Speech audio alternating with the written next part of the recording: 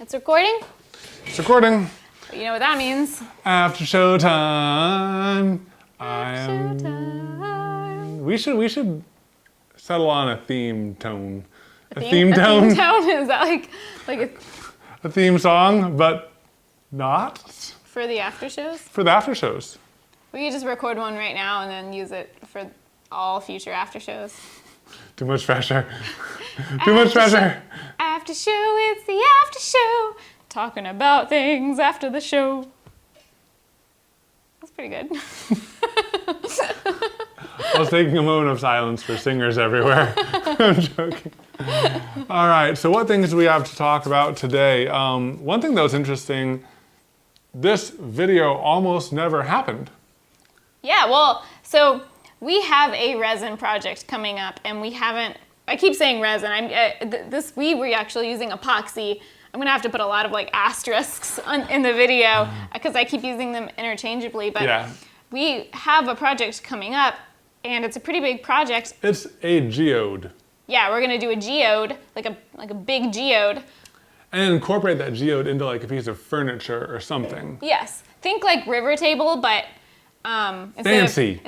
Well, river tables are fancy. True.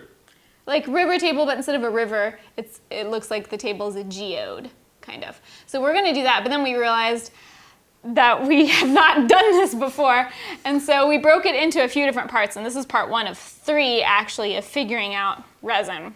Yes. So, next, I think we're just gonna try making a geode slice. Well, this was actually my first attempt. I mean, I probably should have drawn the lines on this side maybe, but it was kind of scratchy because of all the sparkles. But my first pour, I was trying to kind of make it look like a geode with the sparkles on the inside and putting the crystals in there. So this is like my unofficial first test. But so this is the first thing, and then we're gonna try doing an actual geode slice, like a big one. And then we're gonna do the geode table. So it's like part 1 is learning resins and dyes and how to do that. 2 is how to make it look like a geode. We're gonna be incorporating some crystals and some rocks and some. Oh yeah, it's all off to the cool side. We didn't want to use these in this video because we want them to be different enough. This is just like kind of figuring out the basics. But yeah, the next one will be like, I don't know how big we're gonna make it, but we're gonna cut like a form for it like on the X carve, so it's gonna be pretty sizable, like something we could use for wall art. And then the final is actually doing the table where we pour it into the wood. Because that, there's no take backsies. You don't get to do it twice. Nope. It's going to be really interesting. Yeah. I think. Yeah. But yeah, so it was going to be one video, but we realized there's so much we're packing in that it's kind of 3 separate things. Yep. Man, so much left to figure out, though. In terms of, resins? In terms of resins and, figuring out how we're going to create a barrier at the end so that we can have, an opening in the center, but the epoxy isn't just, leaking all the way out. Are we going to have to, use super glue to fill all the holes, or are we just going to let it spill over and then there's bumps, or, there's so many little pieces of unknowedness. Yeah. Yeah. That's why we're breaking into 3, because we're not ready for the final.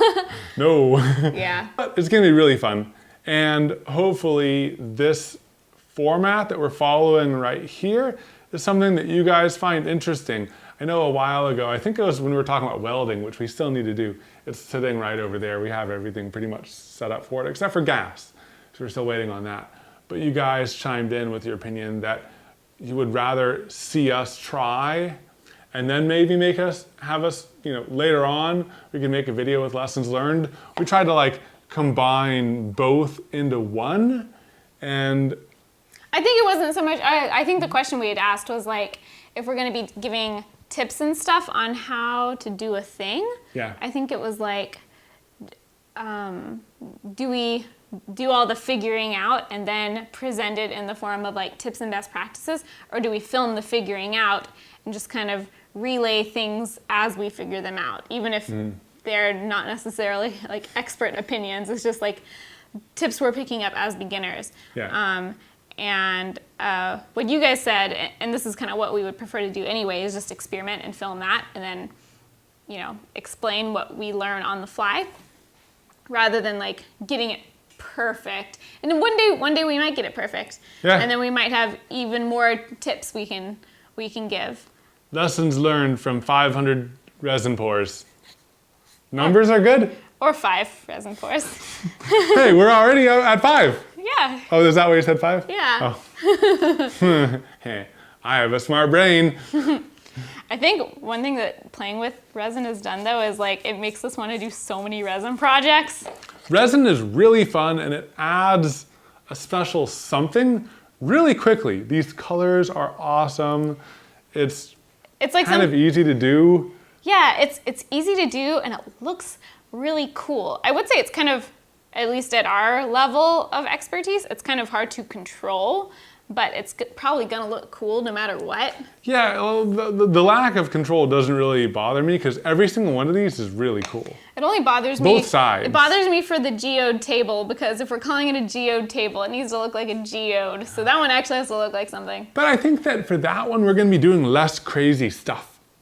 You know, it's just gonna be like a few colors and it won't be as crazy and chaotic as these. I think because it's going to be bigger, it's going to be just as many colors as like this, for example, but we're going to have more control because, you know, for this, if I want this gold to be in a skinny line here and all of a sudden it's twice as wide as I thought, you know, it expands out an extra inch, that sucks because this is only 4 inches wide. But if we're doing, you know, a pocket this big and it expands out an inch, it's not that big of a deal. Yeah. You know? So hopefully the fact that we're working on a bigger canvas will make tiny, uncontrollable details less of a big deal.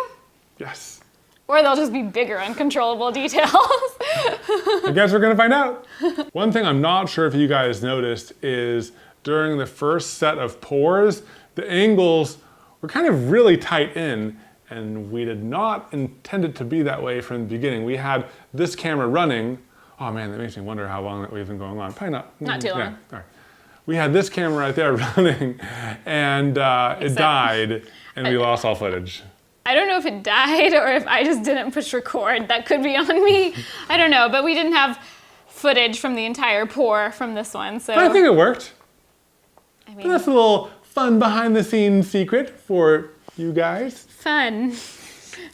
Fun. And as we're getting to the outro, wrapping up of the after show, one thing I'm not sure if you guys have also noticed is our outros have gotten a little bit shorter and more abrupt. That's kind of our strategy to end with a higher retention rate so that Google recommends us to a wider audience and we can continue to grow as a channel. It's an experiment. Yeah, So- I mean, well, it was like within a week's time, we listened to some interview where they were saying once they got their retention at the end of the video to be over 50% for several videos in a row, they started growing significantly after that. Then we heard it on Made for Profit that you should aim for over 50% retention at the end. And then we heard it somewhere else too. So it was like 3 different sources. And after that, we decided to start trying it. So we'll let you know how it goes. Maybe.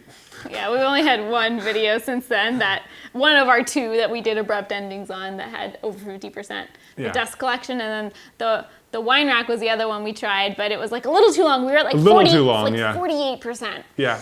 And that's because the outro did run on a little bit longer than the dust collection. Yeah. Dust collection was like, hi, peace. Well, thank you for joining us in another after show, and we'll look forward to seeing you in the next video. Bye. Bye. It was fun seeing you guys at Maker Faire. Bye. Bye. I don't know when this video is going to come out. It might be a while since Maker Faire. Bye.